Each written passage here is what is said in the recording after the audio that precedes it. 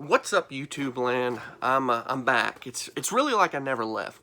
You know, it's really like I never left. Whenever I turn on this camera and start talking to you, you guys are y'all. I have to talk to you, or else I'm gonna go insane. You know what I'm saying? If I don't talk to this little camera right here, I might lose it. And y'all wouldn't want that. I wouldn't want that. It would be messy for sure.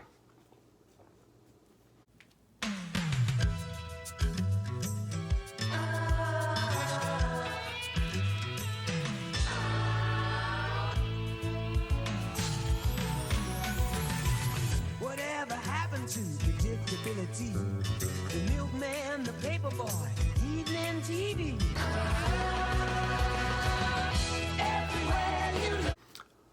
Alright, guys, since it's Criterion season, the month of July, the huge Criterion sale, Barnes & Noble, I'm going to do my personal top 10 favorite Criterion releases that I own.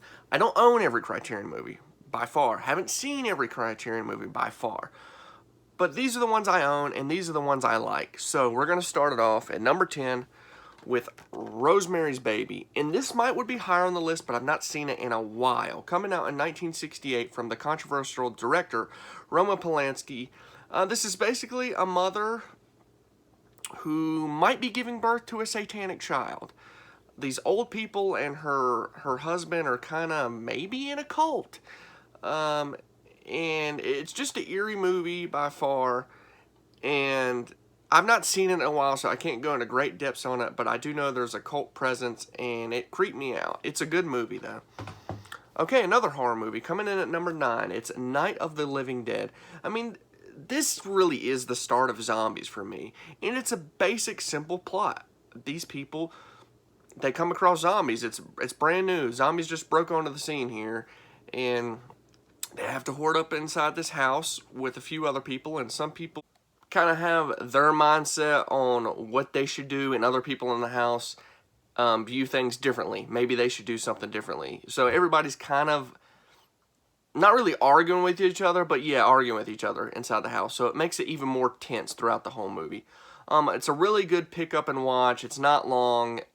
It's pretty enjoyable, I think. Coming in at number 8. It's 1931 City Lights, starring Charlie Chaplin. And there's a reason why Charlie Chaplin has not been forgotten, because his movies are timeless, even though they are so old. And he's starring as the tramp in this movie. Really good story to it, really good slapstick in it at parts, and it's just iconic Charlie Chaplin. There's not much else to say about it. It's a short movie, pick up and watch. Coming in at number 7 is 1983's The Big Chill. Now, this movie, there's not too much of a plot or premise, but it's kind of one of those movies where everybody just kind of gathers together and talks and whatnot. Basically, it was, they're pretty much reunited by the death of a longtime friend that they haven't seen in a while. It was a suicide. And these people have come together, I believe, for a weekend or so, and they kind of just bond over it. Good soundtrack, good 60s music in here, even though it takes place in the 80s. Star-studded cast. I mean, Jeff Goldblum, Tom Berenger, Glenn Close, to name a few. Kevin Kline's in here. Jo Beth Williams. You know, a lot of those classic, I think William Hurt's in here. A lot of those classic 80s older actors. Really good movie. Coming in at number 6.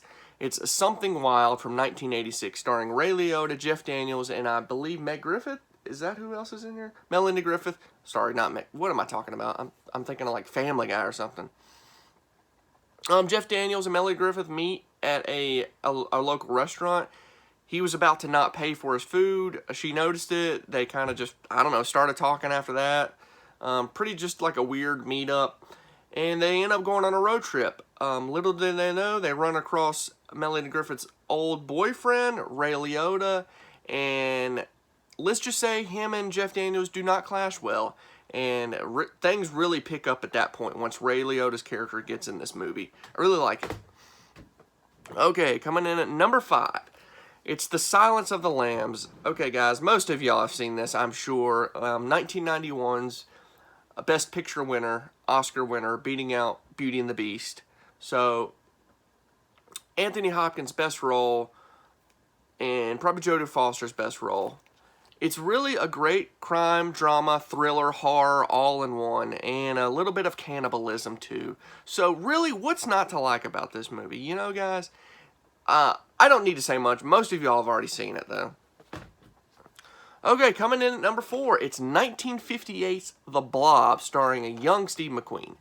Guys, this is just B-movie greatness. It's like a B-movie, but it's not a B-movie because it's actually done really well. It's just one of those classic 50s sci-fi-ish horror type movies. You would see this at a drive-in, 11:30 at night, 12 o'clock at night, and you'd have a great time. It's a short watch, it's a fun watch, and it looks great on Blu-ray Criterion. It really does. Basically, it's just a blob taking over everything, and they got to figure out how to stop it. Not much to it. Really good movie. Okay, coming in at number 3, it's 57's 12 Angry Men, starring Henry Fonda. Guys, this is a really good courtroom drama. And it's not really in the courtroom, it's pretty much in the jury room. They're deciding whether they should convict this boy of murder or not. And 11 of the 12 say they convict him like that. The other one, Henry Fonda, starts making a case of why they shouldn't convict him. What are the points? Why are they so quickly to judge why they should convict him? And slowly by slowly, the number goes down to 10, 9, 8. They each kind of start getting on his side. And I'll let you see what happens in the end. Really good movie. Hour and a half watch. Not that long. Yes, it's black and white. Looks good on Blu-ray also. This is kind of one of those stapled classic movies I think everybody should see. Okay, we're coming into the top 2. And if y'all know me, you probably know what these 2 are going to be. Really glad they released these on Criterion because I love these movies to death. Number 2, David Watterson. All right. That's what I love about these high school girls, right? Dazed and Confused, released in 1993. I'm just kidding. I'm not going to do this whole skit like that. 1993, Richard Linklater film. Guys, this movie doesn't have much of a plot again. Maybe I just like movies with no plot. I don't know. But this is just a great coming-of-age film set in the 70s. A really good period piece for the 1970s. Really great soundtrack. A young Matthew McConaughey. A young Ben Affleck. Mila Jovovich. Basically, it's 1976, the last day of school. These kids are getting out. The younger kids are going to be bullied by the older kids just for initiation to move on to the next one. The older kids, they're saying their farewells. They're going out on a high. Matthew McConaughey, he's the guy that graduated high school like 7 years ago, but he's still hanging around the old, the foosball tables. Little game of foosball, all right. Livin, man, you just got to keep living. The quotes never end with this movie. It's really a perfect coming-of-age film, and it's very well done. It looks great. If you haven't seen it, you need to go see it. And you really want to be in America in the 70s in high school. That's what it makes. Oh my God. And it just slid out of the case. Anyways. Okay. Forget it. I just probably ruined that. It's okay though. Don't worry about it. Alright, number 1. 1985's John Hughes classic, The Breakfast Club. If y'all know me, you know I love the 80s. I love the time of the 80s. Really, the movies, the music, the pop culture within it. And whenever I think of something from the 80s, this is something that comes to my mind pretty quickly. I've talked about this movie before. It is my favorite 80s movie of all time. It's just a group of kids coming together because they have to. They don't want to. They don't want to be in attention, but they have to be. So, eventually, they start to see each other for who they are and realize each other's backgrounds and come together and form a close-knit bond towards the end. At first, it's a little bit rocky. They don't really like each other, or at least a few of them don't. But man, it's a great movie. The principal is great in here. Even the janitor is great in here. Great music. Just an iconic movie that, you know, through generation to generation. Even though it's in the 80s, it still holds up today. I've shown people this movie. They all love it. I know a lot of people who love this movie as well. my favorite 80s movie and my favorite Criterion movie. That's the end of that, guys. I wanted to make that video because I know it's Criterion season. Everybody's flocking to Barnes & Noble in the movie community, picking up what they can on half off sales. And I have a few more on my list. There's definitely more I want to get. There's definitely more I want to see. There's just not enough time to see everything I want to see. But yeah, so that's the basis of that. I know everybody's not going to agree with this list. People are going to put like Seventh Seal at #1, or a Kurosawa film at #1, or something a little more artsy at #1 than I would. And that's okay. You like what you like.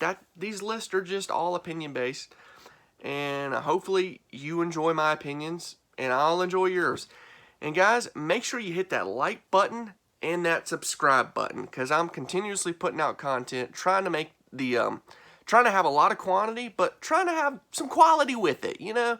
It's not as easy as it looks. But guys, if you hit that subscribe button, it really helped me out, really helped the channel out. Share it with your friends or whatever. And most importantly, go catch a flick.